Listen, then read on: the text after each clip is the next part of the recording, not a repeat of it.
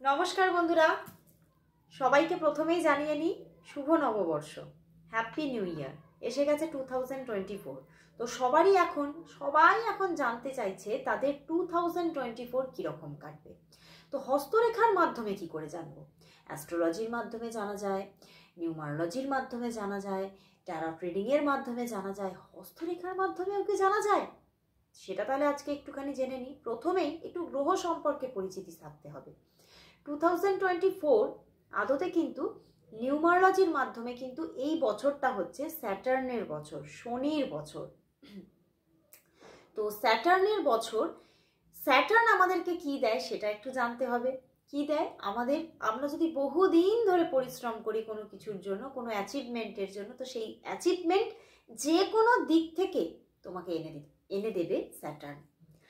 এবং তোমার জীবনে যদি তুমি তোমার কোনো রিলেশনশিপ নিয়ে পাজলড হচ্ছ, তুমি যদি না বুঝতে পারো তোমার জীবনে কোন রিলেশনশিপটা তোমার জন্য একদম পারফেক্ট, তোমার মানুষটি তোমার জন্য পারফেক্ট কিনা, সেটা কিন্তু তোমার সামনে যাকে বলা যায় একদম সব কিছু তোমার চোখের সামনে এনে দেবে স্যাটার্ন।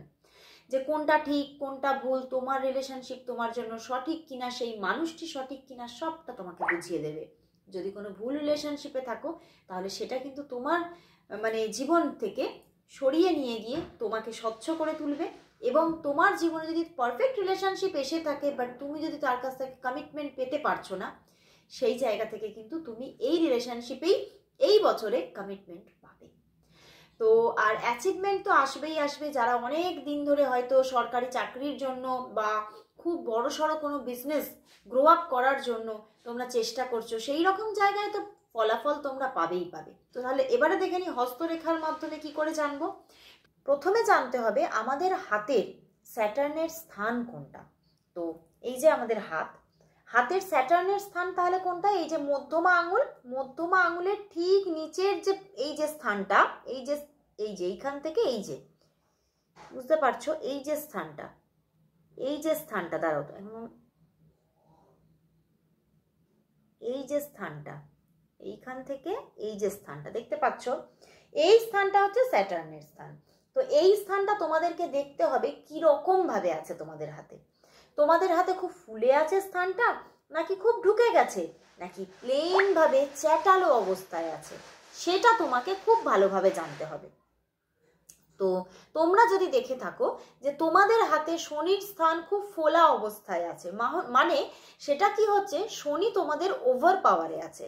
কিন্তু সেটা অনেকেই ভাবে তাহলে তো ভালো, কখনোই নয়। শনি ওভার পাওয়ারে থাকলে কিন্তু সেটা অনেকটাই ব্যাড এফেক্ট দেবে। এবং শনির জায়গা যদি নিচের দিকে ঢুকে গর্ত হয়ে যায় তাহলেও কিন্তু সেটা খারাপ, সেটাও কিন্তু তোমার জীবনে স্যাটার্ন নেগেটিভ এফেক্ট দেবে। তাহলে কোনটাতে ভালো এফেক্ট দেবে? চ্যাটালো থাকলে, না ঢুকে যাওয়া না ফুলে থাকা, একদম চ্যাটালো অবস্থায় যদি তোমার শনির মাউন্ট থাকে তাহলে কিন্তু শনি তোমার জীবনে ভালো এফেক্ট দিচ্ছে। তো সেক্ষেত্রেই তাহলে যদি চ্যাটালো অবস্থায় তোমার হাতে শনি থাকে তাহলে জানবে তুমি স্যাটার্নের ভালো এফেক্ট পাবে এই বছরে। এবং তুমি যে জায়গাগুলো তোমার জীবনে খামতি দেখছো সেই জায়গাগুলোতে পূর্ণতা আসবে, ঠিক আছে?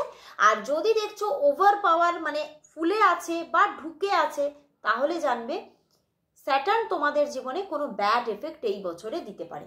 তো সেক্ষেত্রে তাহলে তোমাদেরকে কি করতে হবে? সেই জায়গা থেকে বাঁচার জন্য একটু কিন্তু স্যাটার্নের রেমেডিস করতে হবে এই বছরে। তো তাহলে তোমরা সেই জায়গা থেকে বাঁচার জন্য তোমরা কিন্তু স্যাটার্নের রেমেডিস অবশ্যই করে রেখো। আর যাদের ভালো জায়গায় আছে তাদের তো স্যাটার্ন ভরিয়ে দিতে চলেছে। তো সবার জন্যই নিশ্চয়ই ভালো আসুক, সেই কামনাতে আজকে আমার এই যে ভিডিও শেষ করছি। তো আবারও আসবো নতুন রকমের ভিডিও নিয়ে। আজকের মতো গুড বাই।